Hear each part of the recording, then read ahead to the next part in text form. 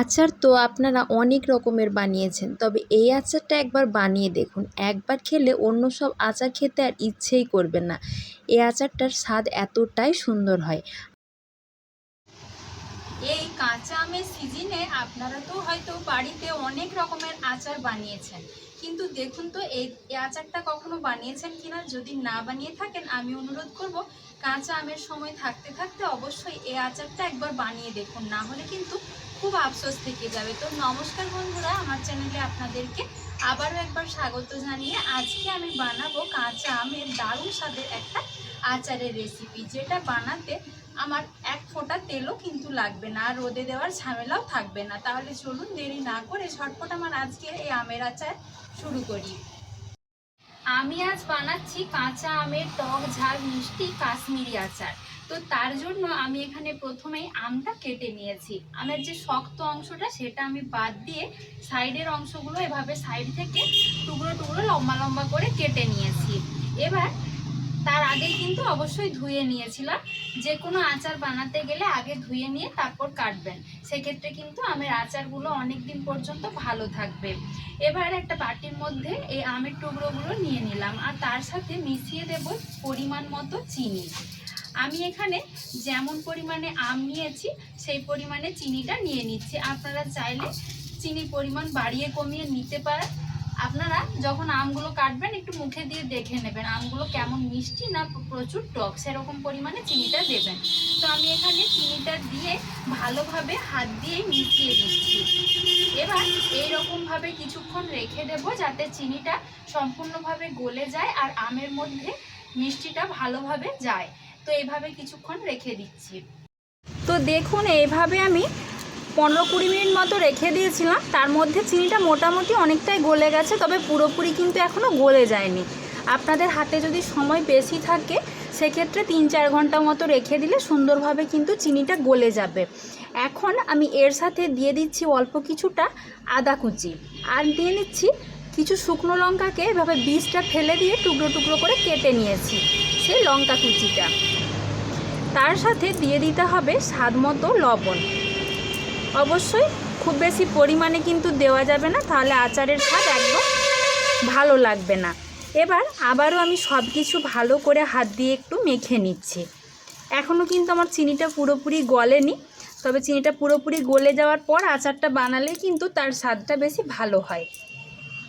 তো দেখুন বন্ধুরা, এবার আমি একটা গ্যাসের ওপর কড়া বসিয়ে দিয়েছি, আর তার মধ্যে সমস্ত এই চিনি শিরা, চিনি, আম সব কিছুই একসাথে দিয়ে দিতে হবে। এই আচারটার ক্ষেত্রে কিন্তু কোনো রকমের, প্রথমেই বললাম, তেলের ব্যবহার হবে না, আর কিন্তু কোনো রকমের মশলাপাতি দেওয়ারও প্রয়োজন নেই। খুব কম উপকরণে আচারটা বানানো হয়ে যায়, আর খেতে কিন্তু অনেক বেশি সুস্বাদু হয়। এবার আমি প্রথমেই একটু সব কিছু নাড়াচাড়া করে মিশিয়ে দিচ্ছি। এতে কিন্তু সেরকমভাবে আর কোনো কিছু মশলাই আমি দেব না। তো এইভাবেই ছেড়ে দেব, যাতে চিনিটা সুন্দরভাবে গলে আমের সাথে মিশে যায়।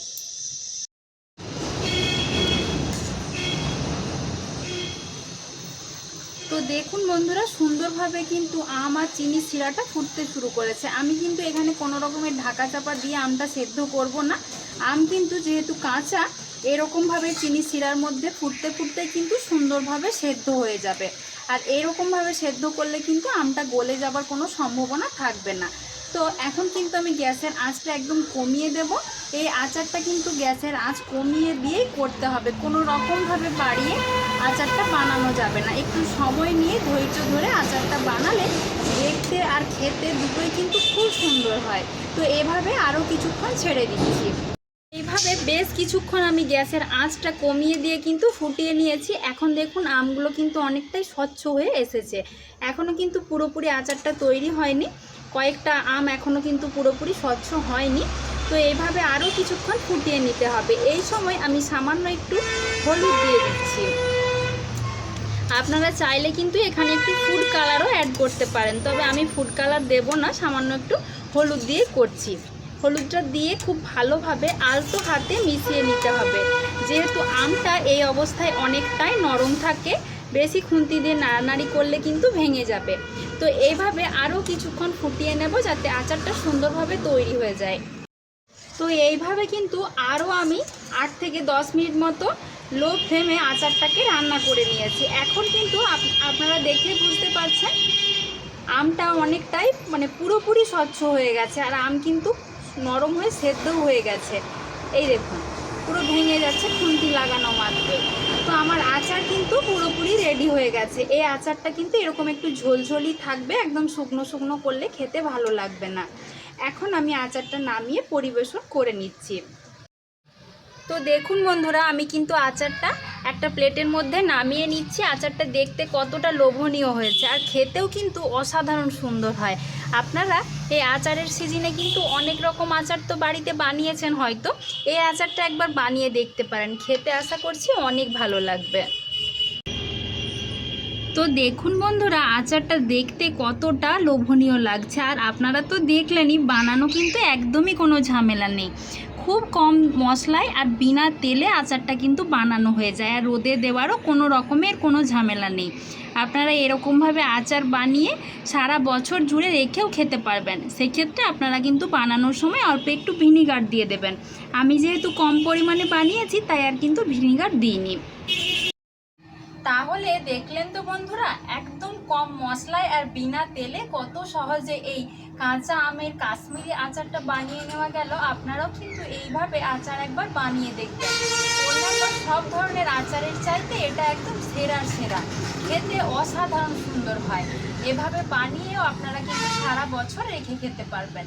তো আমার আজকের এই কাশ্মীরি আচারের রেসিপি আপনাদের কেমন লেগেছে অবশ্যই কমেন্টে জানাবেন। ভালো লাগলে একটা লাইক দিয়ে সবার মাঝে বেশি বেশি করে শেয়ার করে দেবেন। আর এরকম নতুন নতুন রেসিপি পেতে হলে অবশ্যই আমার চ্যানেলটা সাবস্ক্রাইব করে আমার পাশে থাকবেন।